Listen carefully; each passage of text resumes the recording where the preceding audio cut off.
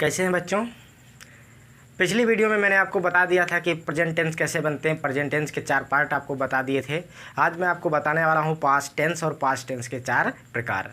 जिस तरह से आपने प्रेजेंट टेंस के 4 प्रकार देखे हैं, same to same past tense के भी 4 प्रकार होते हैं।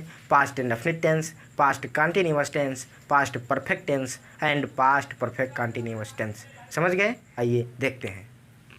तो सबसे पहले हम इनकी पहचान देखेंगे। ऐसे हिंदी के सेंटेंस जिनके अंत में ता था, ते थी, ते थे, या, ई, ये आदि शब्द आते हैं तो समझ लीजिए कि वो पास्ट इंडेफिनिट टेंस हैं। जैसे मैंने लिख रखा है पहचान।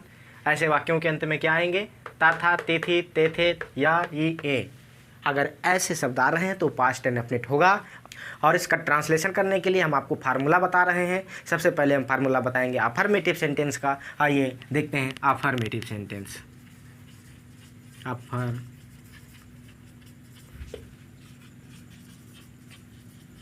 अफर्मेटिव सेंटेंस हिंदी में क्या कहते हैं? स्वीकारात्मक वाक्य। स्वीकारात्मक वाक्य क्या होते हैं? ऐसे वाक्य जिसमें कोई कार्य को करने की बात स्वीकार की जाती है, और ऐसे वाक्यों को हम अफर्मेटिव सेंटेंस कहेंगे। इसका जो फार्मूला होता है, मैं यहाँ फार्मूला आपको दिखाई दे रहा हूँ। फार्मूला मैंने लिख दिया। इसमें आएंगे सबसे पहले सब्जेक्ट आएगा,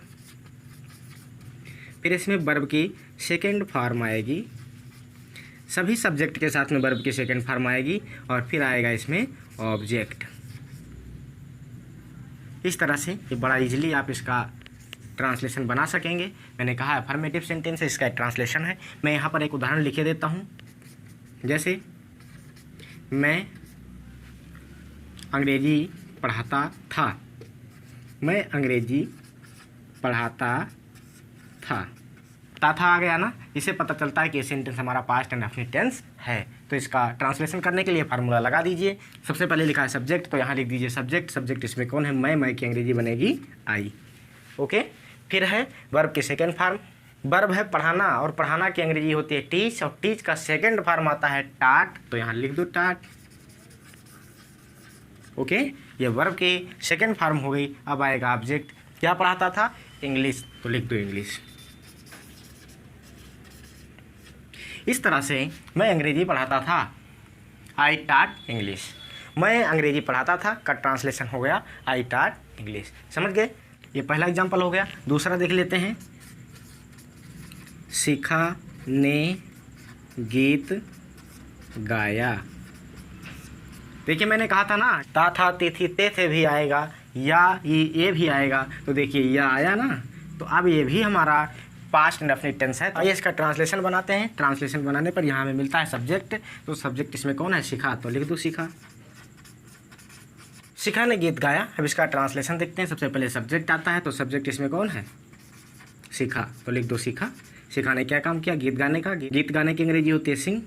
सिंग की सेकेंड फॉर्म लिखेंगे सैंग। शिखा सैंग क्या गाया? The song. ये हमारा हो गया अफर्मेटिव सेंटेंस। दूसरा क्या होता है? Negative sentence. नेगेटिव भी देख लेते हैं यहाँ पर। नेगेटिव सेंटेंस हिंदी में कहते हैं नकारात्मक वाक्य।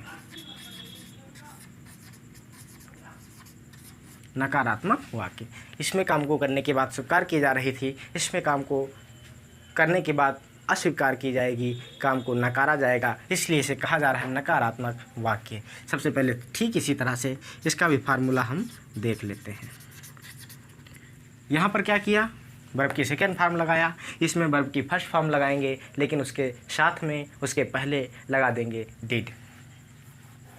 तो लिखेंगे इसमें subject plus did plus not. इसमें क्या लगाएंगे? डिड नॉट लगाएंगे। फिर लिखेंगे वर्ब की फर्स्ट फॉर्म, और फिर लिख देंगे ऑब्जेक्ट। समझ गए? ये हो गया इसका फार्मूला। और देख लेते हैं इसका भी एग्जाम्पल। दिख तो रहा होगा आप सभी लोगों को। चलिए एग्जाम्पल नंबर 1। मैं इसी को लिखता हूँ। मैं अंग्रेजी पढ़ाता था, ये था अफर्मेटिव। इसका नेगेटिव क्या हो जाएगा? मैं अंग्रेजी नहीं पढ़ाता था।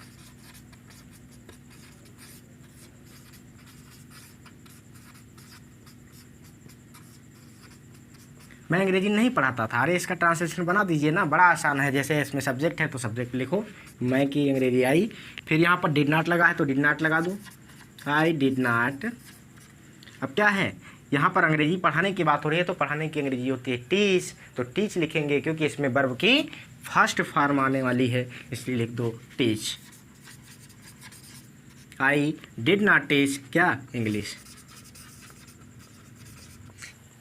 ये हो गया आपका नेगेटिव सेंटेंस।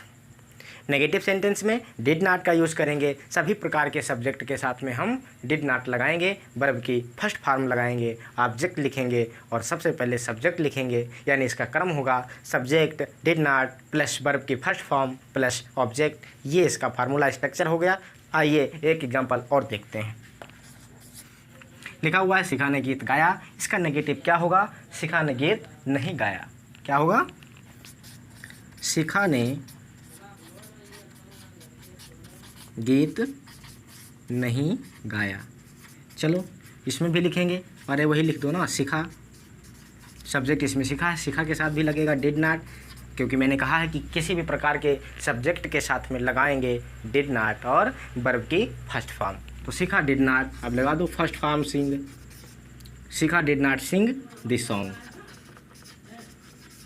समझ गए, Shikha did not sing the song. आइए ये हो गया नेगेटिव सेंटेंस। आइए अब इंट्रोगेटिव सेंटेंस देखते हैं।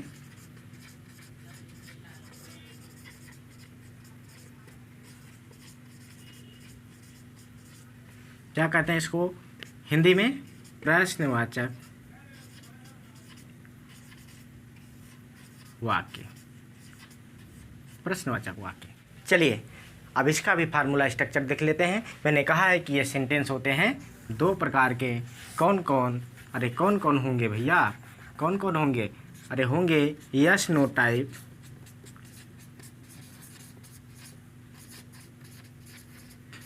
क्वेश्चन, और दूसरा होगा WH टाइप क्वेश्चन। मैंने पहले भी बता रखा है कि हिंदी के ऐसे सेंटेंस जिसमें क्या शब्द पहले आए, समझ लो वो यस नो टाइप क्वेश्चन है, या ऐसे सेंटेंस जिसका उत्तर यस या नो में दिया जाए वो होते हैं यस नो टाइप सेंटेंस या क्वेश्चन। और इधर क्या होता है, ऐसे सेंटेंस जिसके बीच में कब, कहाँ, कौन, कैसे, क्यों, कितना, ये सब प्रश्नवाचक शब्द आते हैं, उन्हें कहते हैं WH टाइप सेंटेंस या क्वेश्चन। या ऐसे वाक्य जिनका आंसर देने के लिए पूरा सेंटेंस बोलना पड़ता हो, उसे हम कहते हैं WH टाइप सेंटेंस या क्वेश्चन। आइए एक एक करके फार्मूला देख लेते हैं। जैसे इसका जो फार्मूला होगा मैं यहाँ लिखे दे रहा हूँ। इसका फार्मूला क्या होगा, यहाँ पर क्या लिखेंगे, डिड बाहर आ जाएगा, प्लस सब्जेक्ट लिख देंगे, प्लस वर्ब की फर्स्ट फॉर्म लगा देंगे, प्लस लिख देंगे ऑब्जेक्ट और प्लस लगा देंगे क्वेश्चन मार्क। और ये फार्मूला हमारा काफ़ी है आपके यस नो टाइप क्वेश्चन का ट्रांसलेट करने के लिए। तो आइए ट्रांसलेट करके देख लेते हैं। एग्जाम्पल, मैंने अभी लिखा था पीछे कि मैं अंग्रेजी पढ़ाता था, नेगेटिव में बनाया मैं अंग्रेजी नहीं पढ़ाता था। इंट्रोगेटिव में क्या हो जाएगा, यानी यस नो टाइप क्वेश्चन में हो जाएगा क्या मैं अंग्रेजी पढ़ाता था। तो लिख दीजिए क्या मैं अंग्रेजी पढ़ाता था, क्वेश्चन मार्क। ठीक है, अब बना दो, लगा दो सबसे पहले डिड, यानी क्या की अंग्रेजी बनती नहीं है। यस नो टाइप क्वेश्चन में क्या की अंग्रेजी वाट वगैरह नहीं बनाएंगे, ये दिमाग से हटा दो। सब्जेक्ट यहाँ मैं है तो मैं की अंग्रेजी आई लिख दो, और वर्ब फर्स्ट फॉर्म में लगेगी तो अंग्रेजी पढ़ाता, पढ़ाता की अंग्रेजी होती है टीच, तो टीच लिख दो। डिड आई टीच इंग्लिश, यही आपका हो गया। क्वेश्चन मार्क लगा दो क्योंकि लगा है, क्वेश्चन मार्क कंपलसरी है, लगा दिया आपने और बन गया ये ट्रांसलेशन आपका यस नो टाइप क्वेश्चन का। समझ गए। अभी दूसरा एग्जांपल मैंने लिखा था कि शिखा ने गीत गाया, यहाँ क्या हो जाएगा, क्या शिखा ने गीत गाया। आइए उसको भी लिखकर ट्रांसलेशन देख लेते हैं। क्या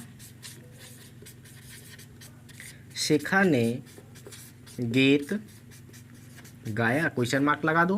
क्या की अंग्रेजी बनती नहीं तो लिखो डिड और यहाँ लिखेंगे क्या, Shikha. Did Shikha sing the song, question mark लगा दो। ये बन गया क्या, शिखा ने गीत गाया। ऐसे ही तमाम एग्जाम्पल हो सकते हैं। क्या आपने अंग्रेजी पढ़ा, क्या मेरे पिताजी ने खेत में काम किया, क्या मेरे मित्रों ने मैदान में गेंद खेला। ऐसे ही तमाम सेंटेंस हो सकते हैं। आइए देखते हैं WH टाइप क्वेश्चन। इसका जो फार्मूला होगा,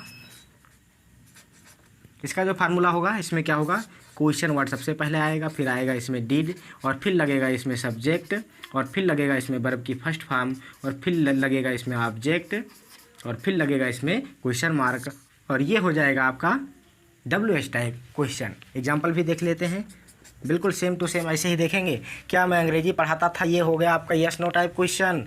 WH टाइप क्वेश्चन इसका क्या हो जाएगा, मैं अंग्रेजी क्यों पढ़ाता था, मैं अंग्रेजी कहाँ पढ़ाता था, ये सब हो सकता है। तो यहाँ लिख दो, मैं अंग्रेजी क्यों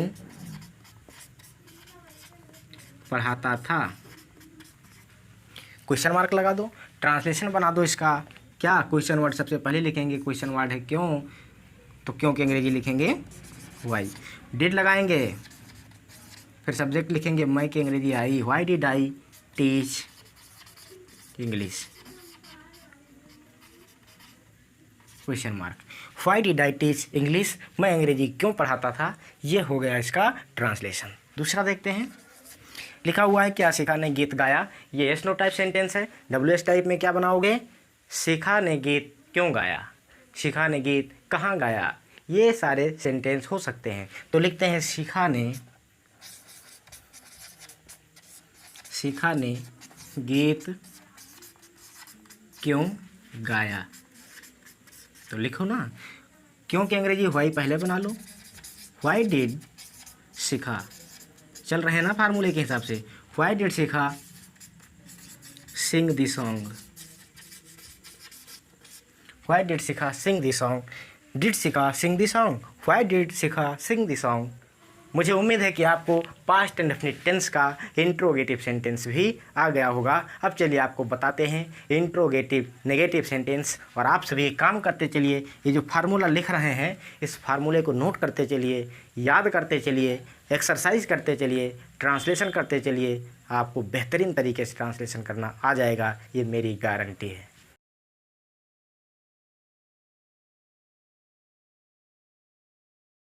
बेवजह आप परेशान होते हैं, अंग्रेजी इतनी कठिन थोड़ी ना है। थोड़ा सा मेहनत करिए, ध्यान दीजिए, अंग्रेजी आ जाएगी। अंग्रेजी बहुत सरल है, लेकिन अगर आप ध्यान नहीं देंगे तो अंग्रेजी बहुत कठिन है। लेकिन मुझे लगता है कि आप अगर मेहनत से देख रहे हैं वीडियो, तो आप अंग्रेजी पढ़ना चाहते हैं, अंग्रेजी बोलना चाहते हैं, अंग्रेजी सीखना चाहते हैं। तो चिंता मत करिए, हम है ना, आपको सिखाएंगे अंग्रेजी बोलना, आपको बताएंगे अंग्रेजी का ट्रांसलेशन बनाना, आपको हम बताएंगे अंग्रेजी लिखना। आइए देखते हैं। इंट्रोगेटिव सेंटेंस हो गया, तो भैया ये भी तो दो तरह से होंगे, एक होगा यस नो टाइप और एक होगा WH type. Don't worry, doesn't matter, मैं देखता हूँ इसे। सबसे पहले देख लेता हूँ क्या, यस नो टाइप का interrogative negative sentence. Yes no type question,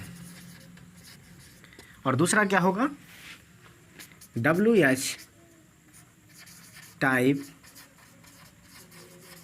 question. आइए इसका फार्मूला देख लेते हैं। फार्मूला क्या होगा, इसमें क्या होगा, अरे इसमें क्या होगा, डिड बाहर हो जाएगा, प्लस लगाएंगे सब्जेक्ट और प्लस लगाएंगे not. Did subject not plus लगाएंगे वर्ब की फर्स्ट फॉर्म लगा देंगे ऑब्जेक्ट और लगा देंगे क्वेश्चन मार्क, और ये बनकर हमारा तैयार हो गया फार्मूला आपका इंट्रोगेटिव नेगेटिव सेंटेंस का यस नो टाइप क्वेश्चन। चले आगे इसको देख लेते हैं। इसमें क्या होगा, इसका फार्मूला लिखो यहाँ पर। इसमें क्या होगा, सबसे पहले क्वेश्चन वर्ड आ जाएगा, फिर आ जाएगा डिड, फिर आ जाएगा सब्जेक्ट, और फिर आ जाएगा वर्ब की फर्स्ट फॉर्म, और फिर आ जाएगा ऑब्जेक्ट, और फिर आएगा क्वेश्चन मार्क, और ये हो जाएगा आपका formula number 2 WH type question का। किसका interrogative negative sentence, past indefinite tense का इंट्रोगेटिव नेगेटिव सेंटेंस। अब देखते हैं एग्जाम्पल, समझ गए। आइए एग्जाम्पल, मैंने लिखा था मैं अंग्रेजी पढ़ाता था।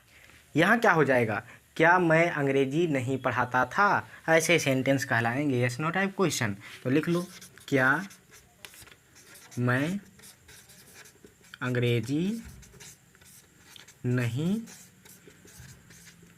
पढ़ाता था, क्वेश्चन मार्क लगा दो। देखिए इसमें क्या भी लगा है, प्रश्न भी पूछ रहा है, काम के ना होने की भी बात कह रहा है, इसलिए ये होगा यस नो टाइप क्वेश्चन, यानी इंट्रोगेटिव नेगेटिव सेंटेंस होगा।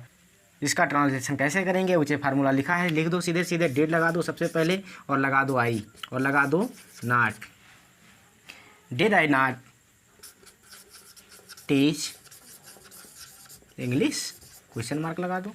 Did I not teach English, क्या मैं, यहाँ गलती हो गई है, मैं लगा दो, क्या मैं अंग्रेजी नहीं पढ़ाता था, did I not teach English. आइए इधर देखते हैं, इधर क्या होगा, एग्जाम्पल नंबर 1 इधर भी देखते हैं। मैं अंग्रेजी, क्या मैं अंग्रेजी नहीं पढ़ाता था, इसमें हो जाएगा मैं अंग्रेजी कब पढ़ाता था या क्यों पढ़ाता था, ये सब हो जाएगा आपका, क्वेश्चन मार्क लगाओ, सब हो जाएगा आपका WH टाइप क्वेश्चन। इसकी अंग्रेजी आप ट्रांसलेशन क्या बनाएंगे, अरे क्या बनाएंगे, सबसे पहले क्वेश्चन वर्ड लगाएंगे, सबसे पहले क्वेश्चन वर्ड लगाएंगे। क्वेश्चन वर्ड क्या है, कब कब की अंग्रेजी व्हेन बनती है। व्हेन के बाद में लगाएंगे did, when did I not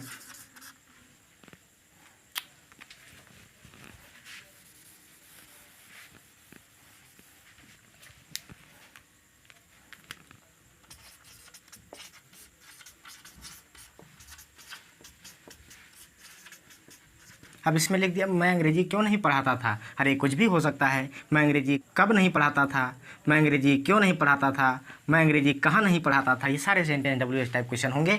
translation देख लो, क्वेश्चन वर्ड यहाँ क्यों है, क्योंकि अंग्रेजी बना दो वाई, वाई के साथ लगा दो डिड और डिड के साथ लगा दो सब्जेक्ट आई, वाई डिड आई, और लगा दो फिर नॉट, और फिर लगा दो क्या, वर्ब की फर्स्ट फॉर्म टीच लगा दो, और फिर लगा दो ऑब्जेक्ट इंग्लिश। इस तरह से आपका ट्रांसलेशन हो गया। और मैं अब ज़्यादा बताने वाला नहीं हूँ, आप समझदार हैं, समझदारों के लिए सारा काफ़ी होता है। मैंने फार्मूला लिख दिया है, आप इस फार्मूले के आधार पर एक नहीं सैकड़ों सेंटेंस बनाइएगा, एक्सरसाइज करिएगा, एक्सरसाइज करते रहिएगा और अभ्यास करते रहिएगा, बनाते रहिएगा, अंग्रेजी का ट्रांसलेशन बनाना आपको आ जाएगा। तब तक के लिए जय हिंद, नमस्कार।